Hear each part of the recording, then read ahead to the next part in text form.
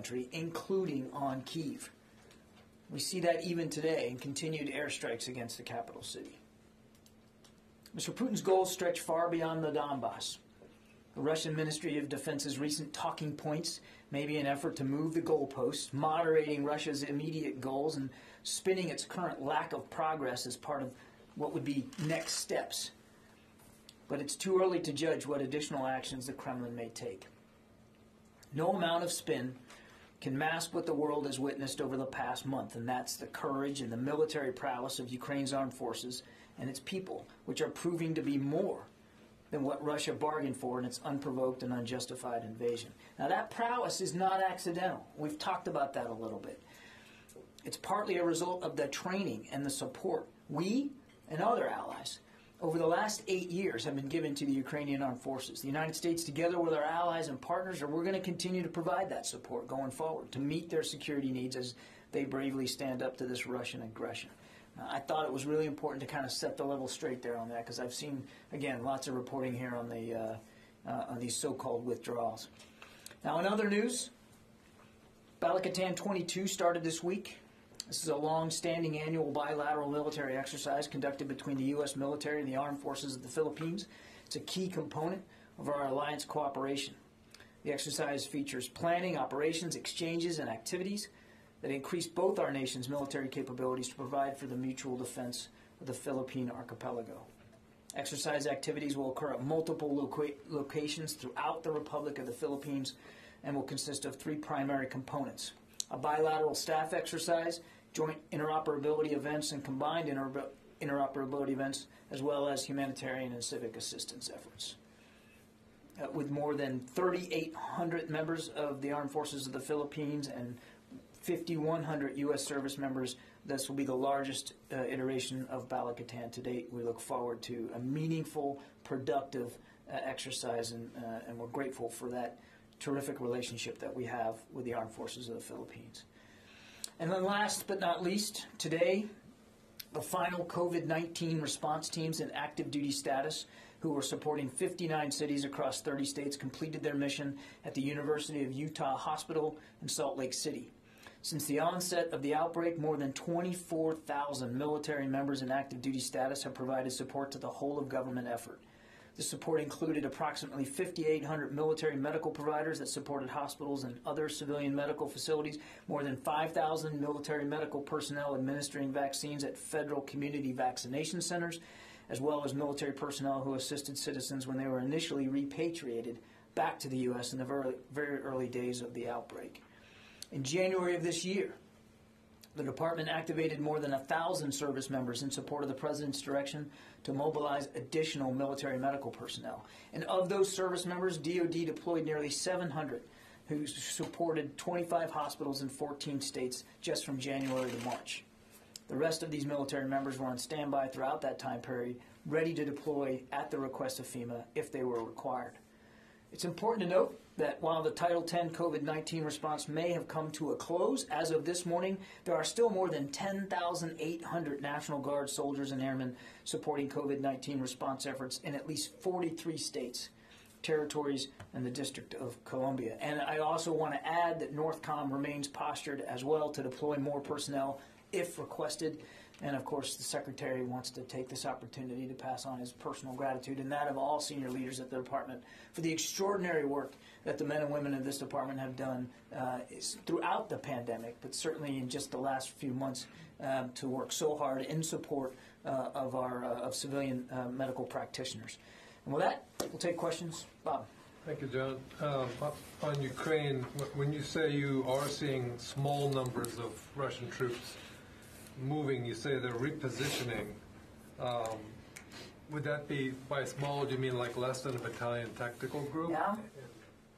I would, this is very early on, Bob, so we don't have a number estimate, but it's certainly not a significant chunk of the multiple battalion tactical groups that Russia has arrayed against Kyiv. So we can confirm that we've seen a small number start to reposition, but I'd really be reticent to get into an exact number or try to put a unit on it. It's not anywhere near a majority of what they have arrayed against Kyiv. And when you say repositioning, can you say, I mean, are they moving like north into Belarus, or are they repositioning for what you described as potentially an offensive somewhere else? I would say at this early stage, we see the movement more northward.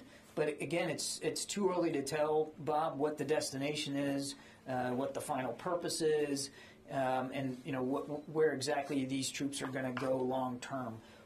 We assess that it is likely more a repositioning to be used elsewhere in Ukraine. Where exactly, we don't know. I would just note that the Russians themselves have said, in the same breath they're saying they're withdrawing, that they are reprioritizing the Donbass area, eastern Ukraine. So they could move there. Again, that's a question better put to the Russian Ministry of Defense if they'll ever give you a straight answer. But again, they have said themselves that they're reprioritizing that part of Ukraine. Right. Yeah. You mentioned obviously that if they're redeploying, have you seen any signs that Russia's pulled back on actually sending supplies into Ukraine? Or are they still basically continuing their own convoys of moving supplies, fuel, food, anything like that? Or if they stopped doing that, it is just the troops that have basically... Again, very early stages here. They've only just recently, in the last few hours, made this proclamation. So we have seen a small number begin to move away from Kyiv. That's about the most I can give you. I don't have any information on their resupply efforts for troops that are still arrayed against Kyiv. I would remind that the Russians still have a significant majority of their assembled combat power, to include logistics and sustainment capability, available to them inside Ukraine. Yeah, fine. Thank you, John. So just trying to understand something. If you're talking about a small number, do you think just what you're seeing now, or do you think there's going to be more numbers? Because you're saying they might be pulling out these forces to redeploy somewhere else. If they are small numbers, are they going to make any difference if they were redeployed? Is it the beginning of something? It's a great question for Minister Shoigu. I don't know, Fadi. All I can tell you is what we're seeing. We're seeing a small number now that appears to be moving away from Kyiv. This on the same day that the Russians say they're withdrawing. But we're not prepared to call this a retreat or even a withdrawal. We think that what they probably have in mind is a repositioning to prioritize elsewhere. And do they still have enough forces on the ground around Kyiv in case they decided to basically relaunch some kind of attack on the city? Again, I'm not going to predict what the Russian military plan is here. To my answer to Bob, very, very small numbers that we've seen move at this point. They still have the vast majority of the forces that they had assembled around Kyiv are still there. As I've said before, we largely assess that they are in a defensive posture. They have several days ago stopped trying to advance on Kyiv and sort of took up defensive positions. Yeah. Thanks, John. 3 questions, please. Can you update us on the number? Can you update us on the number of missiles? I'll just ask one at a time if that's easier. That's actually much easier. Yeah. What's the number of missiles that Russia's launched into Ukraine at this point? I don't have an update on the missiles. We know that they have since the beginning of this launched more than 1,000, but I don't have an exact number. Okay. Secondly, does the Pentagon still consider Russia a near-peer competitor? I think you can take away from what we talked about yesterday when we released the budget, and we talk about Russia as an acute threat, and that's how we're looking at Russia right now. But that's not the same as what you've been saying. You've been saying near-peer competitors, Russia and China, and now we're hearing acute threat. So has it changed in the Pentagon's view? We consider Russia as an acute threat based on certainly what we've been seeing happen over the last month. Okay, and then my last question is about Ukraine's peace proposal. It seems like they envision some sort of security guarantee, like Article 5 with NATO, with a country like Poland or Turkey or Canada. So my question is, does the Pentagon think that's feasible? Because these are NATO countries, and establishing some sort of collective defense with the NATO country would essentially bring in all of NATO with this. So does the Pentagon find a proposal like that feasible? I think we're not going to get ahead of where Ukraine and Russia are on their discussions. This has got to be a negotiation between Russia and Ukraine, and we're certainly not going to get in the middle of that or get ahead of where that is right now. I would just say a couple of things, Carla. One, Russia should negotiate in good faith. They have an opportunity here, an opportunity they have missed many, many times over the last month to end this war and to do it responsibly and to negotiate in good faith. So we hope that they'll do that. But the war could end today if Mr. Putin did the right thing and actually did withdraw all his forces from Ukraine and respect Ukrainian sovereignty. And again, as for what that settlement looks like, that's really between Russia and Ukraine. We wouldn't dictate the terms, and we wouldn't want to get ahead of that process.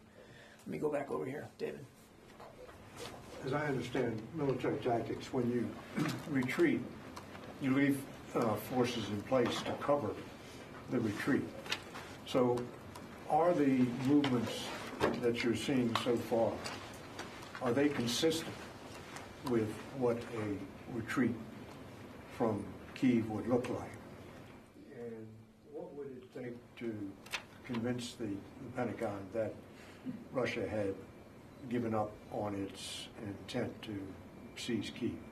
So too soon to tell on the first question, David. Again, this is only hours old here that the Russians made this announcement, and we've only seen very small numbers of troops actually just begin to move away from Kyiv. So way too soon to make a judgment on, covering forces and that kind of thing. I think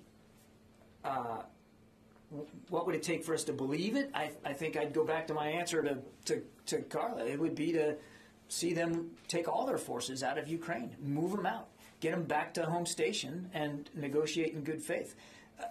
It's just too soon to know, based on what they've said today, what their real intent is here.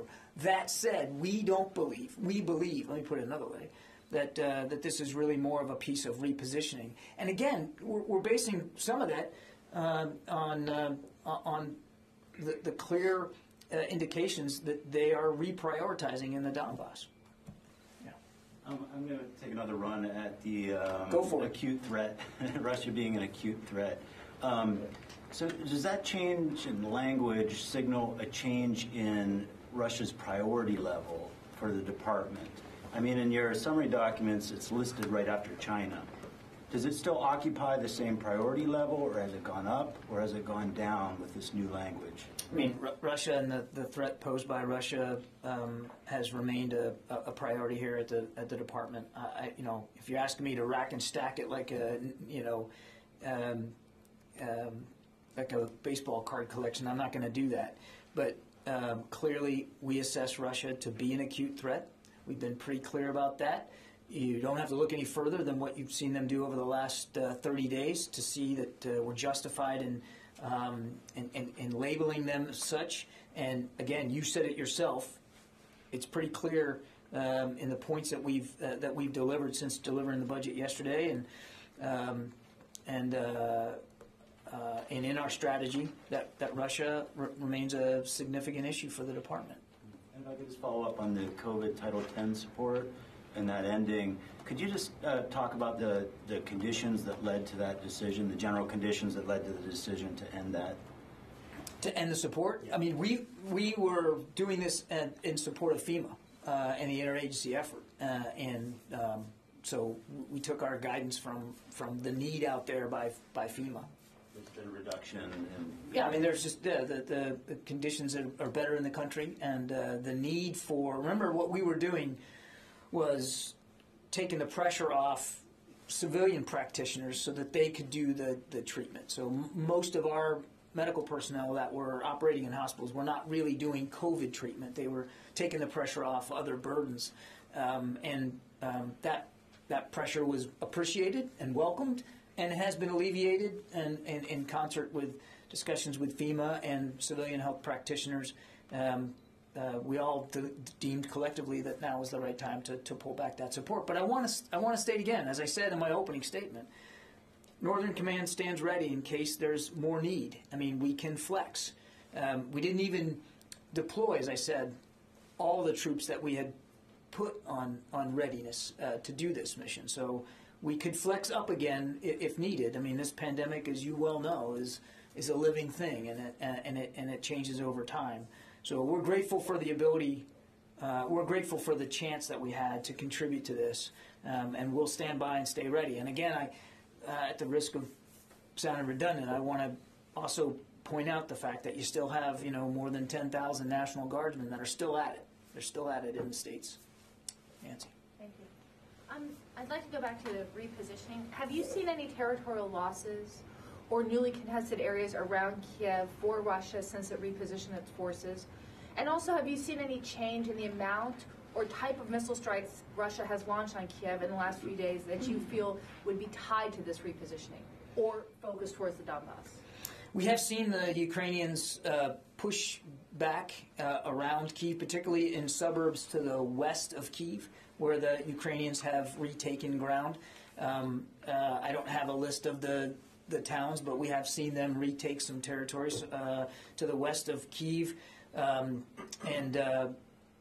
as you saw, we talked about this not about a week ago, to the east of Kyiv, where the Russians were on the outskirts of Brovary, and the Ukrainians pushed them back to almost more than 50 kilometers away from the city. So we have seen them do that around Kyiv, again, to the west and to the east.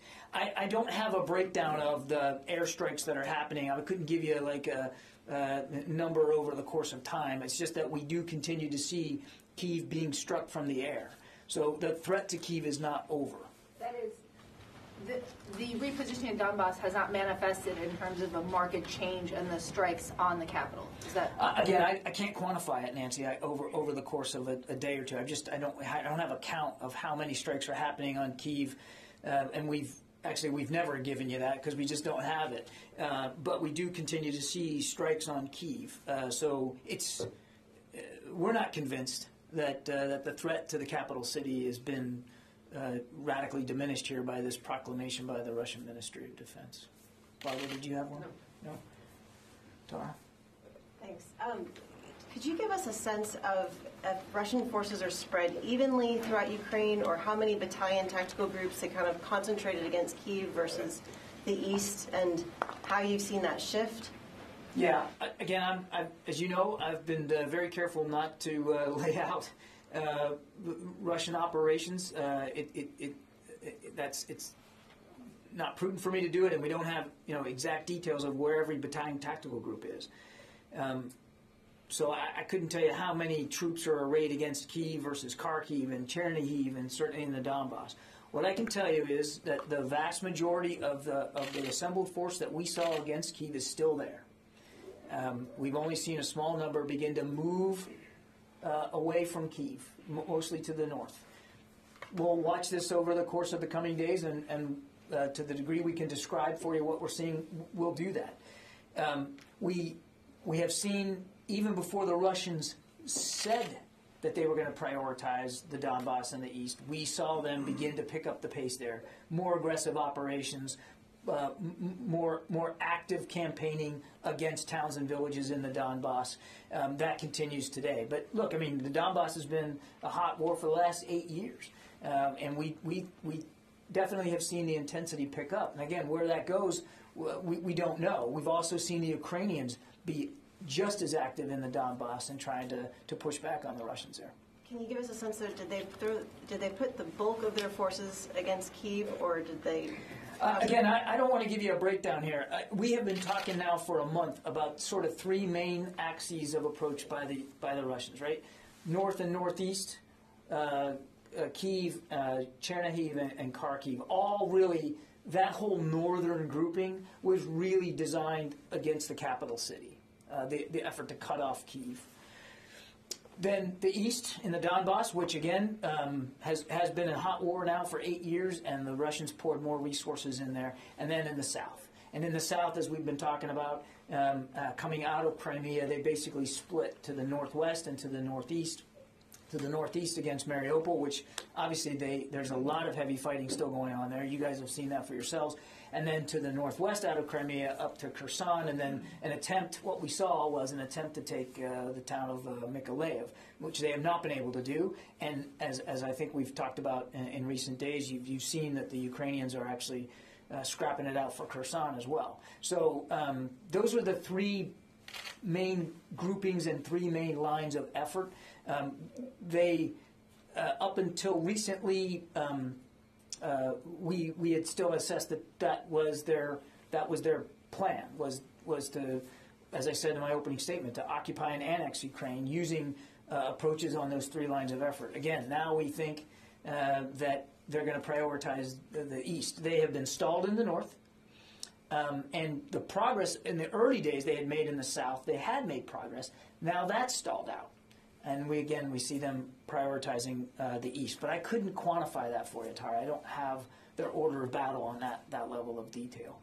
Let me go to someone on the phone. I haven't done that yet. Let's see, Courtney. Hi, thanks.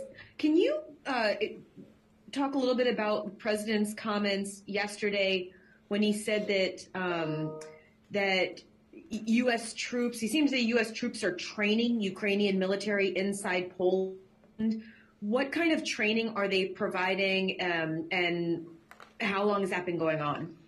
Yeah, Corey, I think General Walters dealt with this pretty well at his hearing this morning in front of the Senate Armed Services Committee. There is, there's some liaising going on as the Ukrainians go into Poland, for instance, and they are we're transposing shipments of material to them, and so there's some general liaising going on in that regard, and that's what the president was referring to. Janie. Thank you, Don. Everybody finish Ukraine issues. Do you want me to stand? Why don't I come back to you? You want to do that? Sure. Would that be fair? Yeah. We'll do that. Yeah, I promise. I'll get back to you. Can I follow up on this question of Kyiv? One more question. From a military perspective, does the Pentagon think that the Russian forces were basically defeated in their attempt to take Kyiv, and this campaign? I said that. I said as much in my opening statement. They failed to take Kyiv.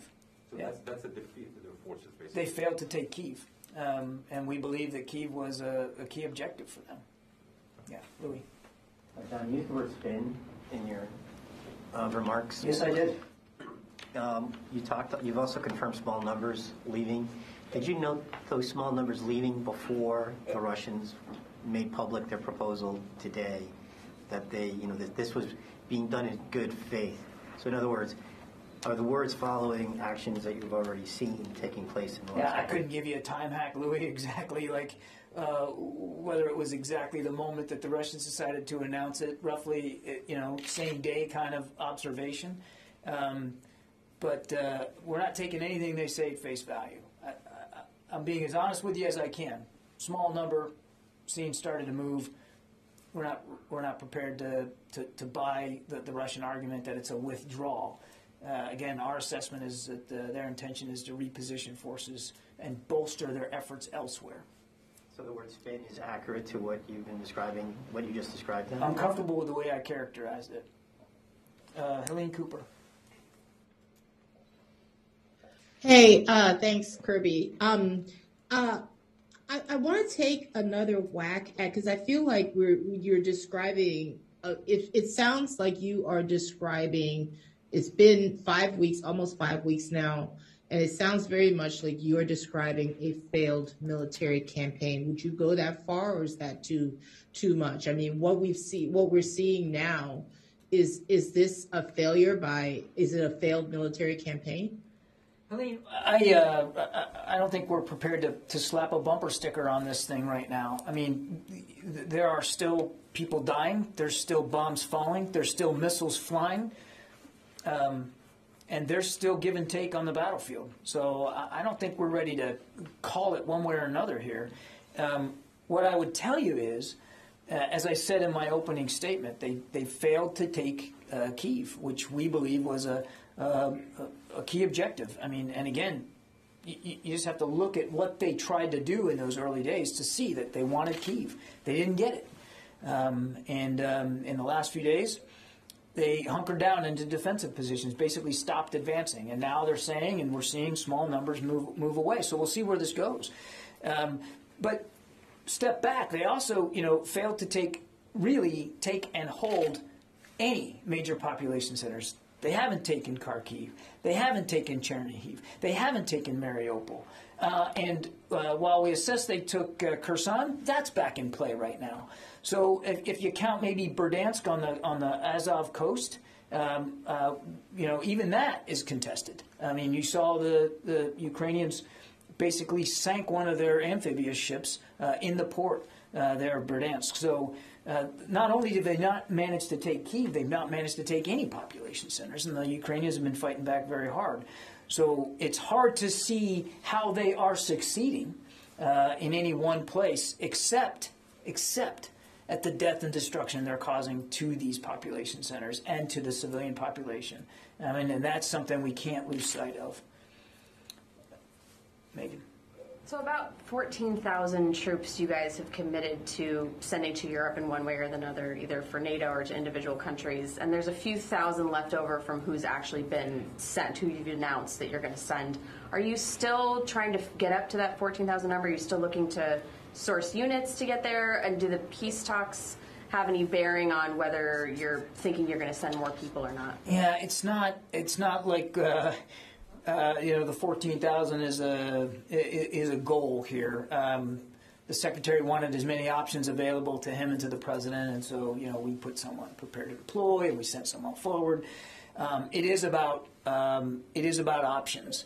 It's not about a number goal. It's about capabilities and making sure that we've got the right capabilities. So we're constantly reviewing that. And not that you asked this, but as a matter of fact, I can let you know that that you've all been tracking a Marine Corps exercise, Cold Response, up in Norway. So I can tell you that a command and control unit from Marine Air Control Group 28, which is based at Cherry Point, has now been repositioned to Lithuania. That's about 200 people. So they finished the exercise. They're in Lithuania now. And about 10 Marine Corps F-18 Hornets from Beaufort, South Carolina, and a couple of Marine Corps C-130s are now going to be repositioned to Eastern Europe. I don't have an exact destination right now, but they're going to be repositioned, and that's another 200 personnel. So, I mean, we're trying to stay flexible here. Just yesterday we talked about some growlers coming out of Whidbey Island. It's not about a number goal. It's really about capabilities, and it's based on constant conversations with our NATO allies on the eastern flank. Are those Marines NATO response force committed, or are they just individual? Right now, these are individual decisions based on available capability that we had and in talking to our NATO allies. I don't, as you probably saw on the NATO summit, I mean, they announced another 4 battle groups, and I think the nations are still filling those out. I think we're leading the one in Poland. Other nations like France, I think, is leading Romania, so they're still filling some of these out. Yeah, yeah. Okay, you've been patient. Yeah. We'll go. Yeah. I have a application.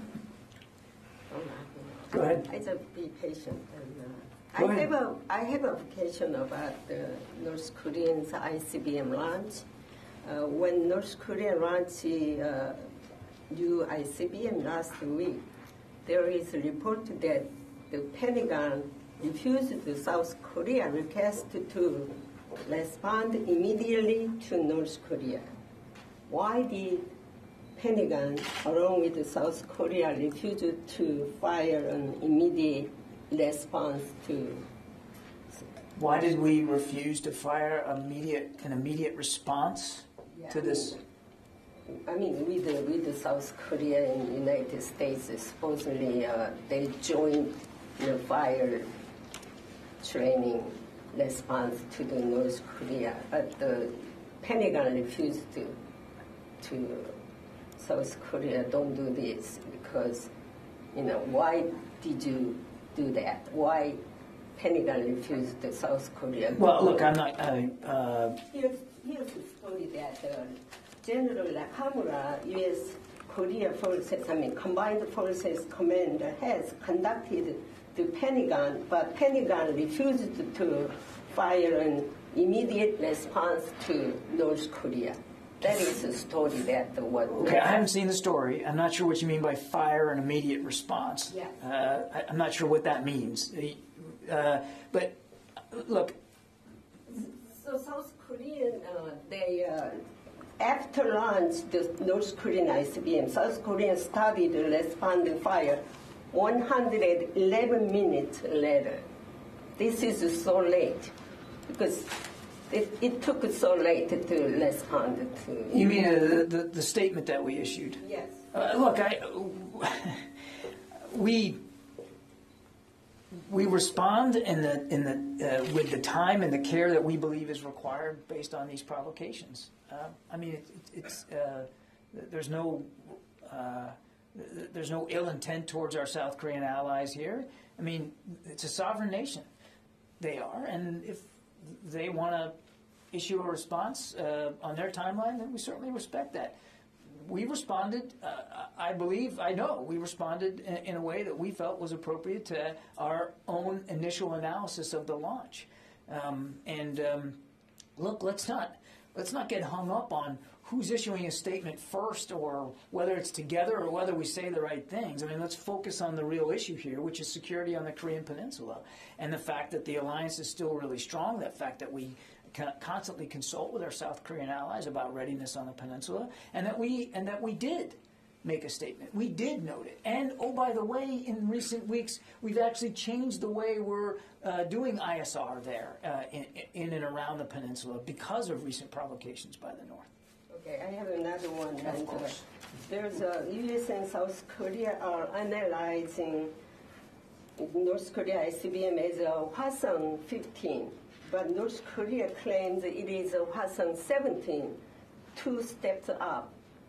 Do you know why this information is so different between North Korea and United States? I would just tell you that we assessed that launch was a probable ICBM, and we continue to analyze the test in close coordination with our allies and partners to include the South Koreans. I don't have an update for you beyond that. Can I follow up on North Korea for just 1 second? Sure. So, I know the administration often has its constructed answers about the North Korean missile threat, and so I understand that fully. But beyond those constructed answers, is there anything you can tell us about your concerns about the most recent missile test, given the distance and altitude that the North Koreans achieved? Your concerns about the threat that kind of missile capability that they successfully achieved poses, and can you tell us anything about your latest assessment about potential activity at their underground nuclear test site? I'm not going to talk about intelligence assessments, Barbara. I think you know that. And we are still, as I said to Janie, we're still analyzing this last test. I'm not going to get ahead of that process. But we've been very clear about the threat that the North Korean ballistic missile program continues to pose to the region. And that includes their continued efforts to advance their nuclear program. But I'm not going to speak about intelligence systems. We remain concerned about the North Koreans, their attempt to continue to improve their nuclear capability as well as their ballistic missile capability. It's provocative. It poses a threat to security on the peninsula and to the region, to our allies and partners. So if you're asking me, are we concerned about it? Absolutely we are. So yeah. I hate to follow up one more time, but you just said concerned about their efforts to improve their nuclear capabilities. So because every time you test, you learn. Every time you test, you learn. But you said improve their nuclear capability. That's different than a missile. It is. So are you seeing them work right now? Are you saying you're seeing them work right now towards improving? I'm not speaking about. I'm not speaking to press reports that I've seen out there about potential future tests. But we know that this is a program that they want to improve, and so of course we're concerned about efforts to do that. Last week, Secretary Austin and South Korean Defense Secretary, so they have a telephone conversation.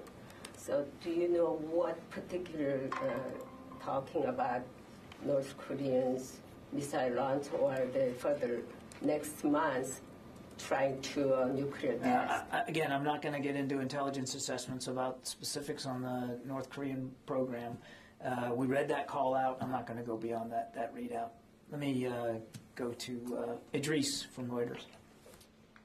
Hey, John. Just following up on Courtney's question about the liaising with Ukrainian forces when the handover of weapons happens. Could you sort of define what liaising means? Is it sort of a pat on the back saying go get them, or is it more of a this is how you use these weapons? Could you sort of define that? Yeah, Idris, I think it's just general. It's a general liaison with them as these shipments are handed over. I don't have exact details of every conversation that's had or what that looks like, but of course there are interactions as these Ukrainian soldiers take possession of some of this gear and this kit, and I really don't have more detail than that. Alex Horton, Washington Post.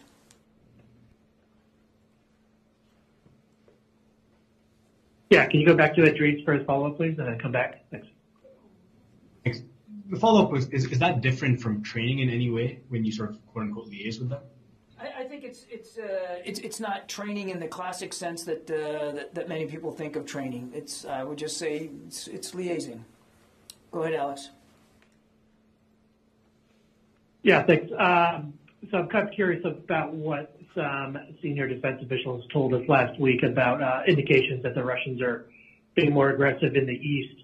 Now that you're a very capable analyst, have looked at it more. I was wondering if you could give us more details on what those signs are in Donbass, and have you seen any kind of intensity pickup, within the last couple of days, specifically when it comes to their supposed movements around Kyiv?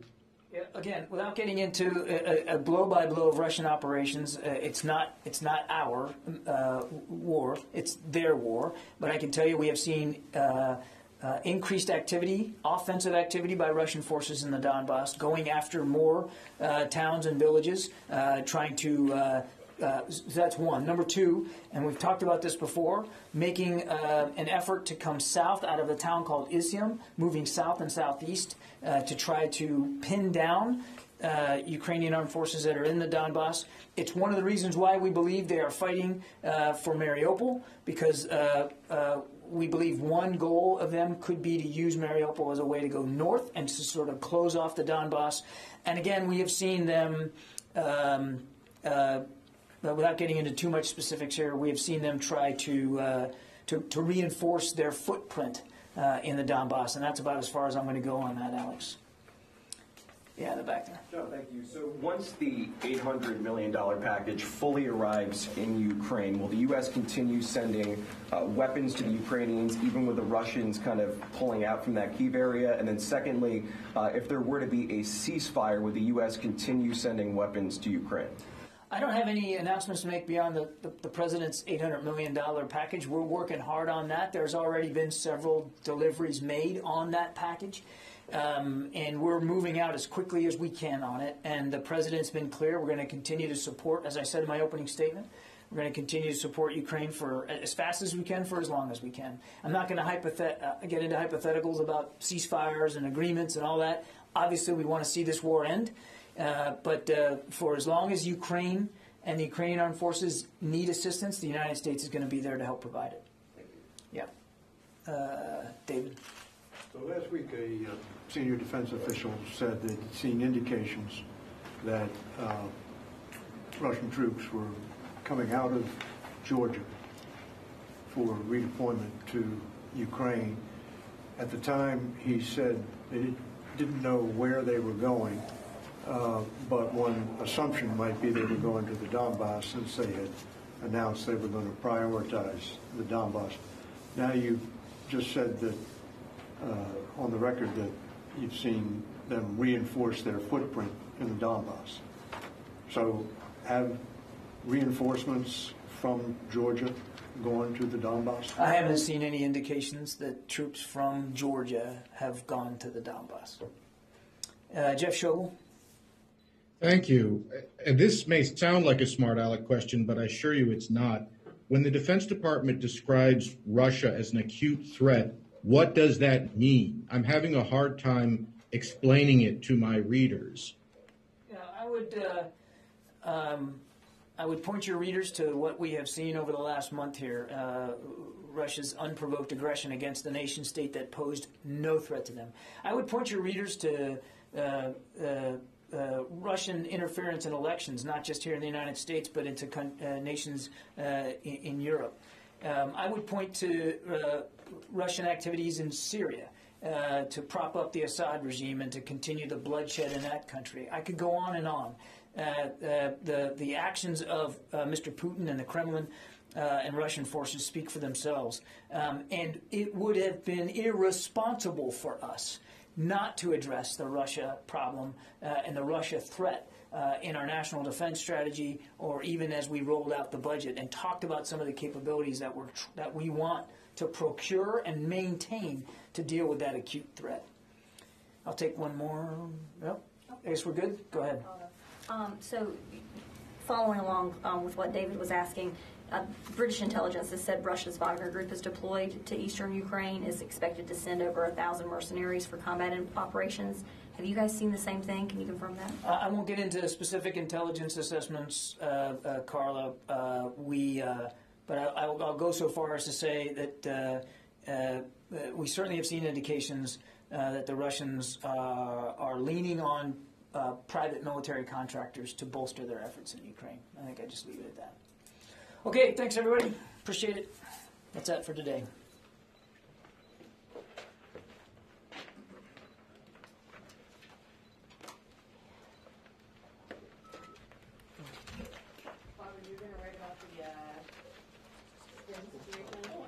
You don't believe Russia, Thomas?